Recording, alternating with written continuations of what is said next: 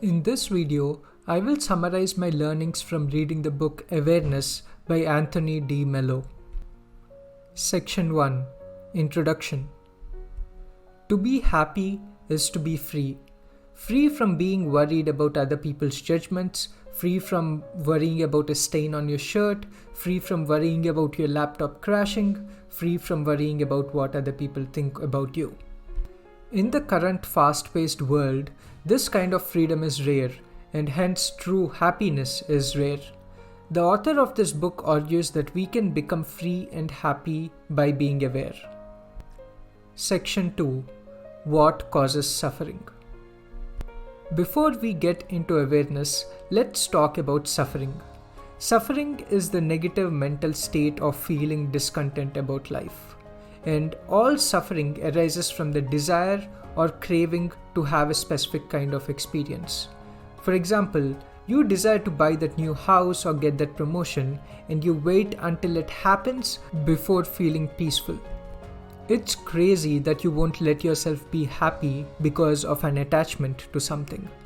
Success or failure, money or no money, looking dumb or smart, it means nothing.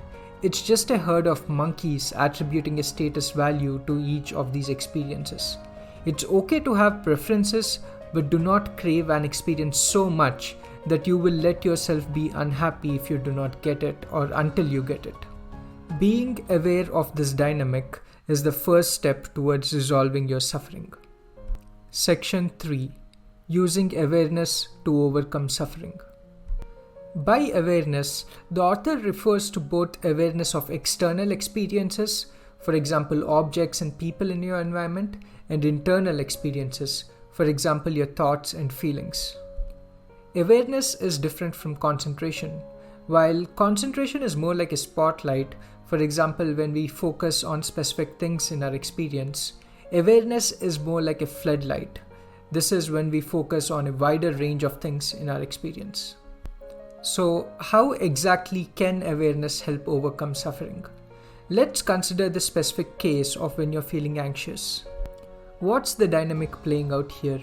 You're having the internal feeling itself, in this case the feeling of nervousness, and you have thoughts about this feeling.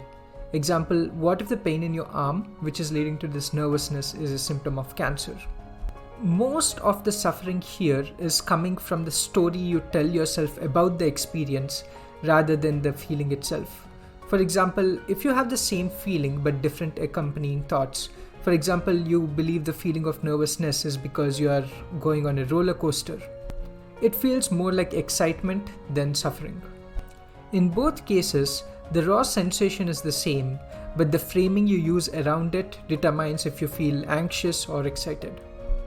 So, no matter what your raw experience is, you can be happy by just observing it and letting go of the framing around it.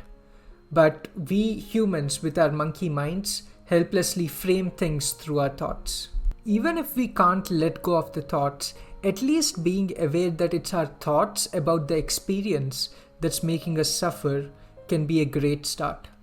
Being fully aware with intense curiosity about the experience and our thoughts around it. When we are fully aware of this dynamic with intense curiosity, we will not suffer. You can't be aware and be suffering at the same time. Additionally, when you train in awareness, the moment something is off, you'll be alerted, for example, when you're angry, so that you can diffuse the situation quickly. So, what you're aware of, you're in control of, and what you're not aware of controls you. Section 4. Using awareness to handle relationships better. A lot of pain and suffering in life can be because of our relationship to other people in the world. The author shares ideas on how you can handle relationships better through awareness. I would like to share 3 of those key ideas here. Idea number 1. Keeping track of how you feel. Keep track of your emotions during conversations with other people and see how they change. Understand what other people say that makes you feel happy and loud, and what they say that makes you feel angry and frustrated. This awareness about yourself can do wonders. Idea number 2. regarding depending on others. Interdependence for a more productive life is okay, but to depend on someone emotionally, that craving attachment is not okay. If you depend on someone, the next thing that will happen is that you will make demands of them to fulfill this feeling. Because if you crave, the next thing that will happen is that you will demand them to fulfill this craving, and you will have the fear of loss and rejection. That deteriorates the quality of your relationship for you and your partner. Instead, enjoy love in a non-clinging way. Don't demand anything from the other person. Also, be continuously aware of the feeling of craving in the relationship and disassociate whenever necessary. Tell yourself, I don't need you to be happy, I don't need you. I can be just as happy without you. This leads to less possessiveness, no jealousy, no clinginess, but just genuine happiness of spending time with your partner. Feed yourself primarily on good books, enjoyable work, nature, and good company, not on other people's appreciation, your apparent status, or how much they love you. And you will never be lonely.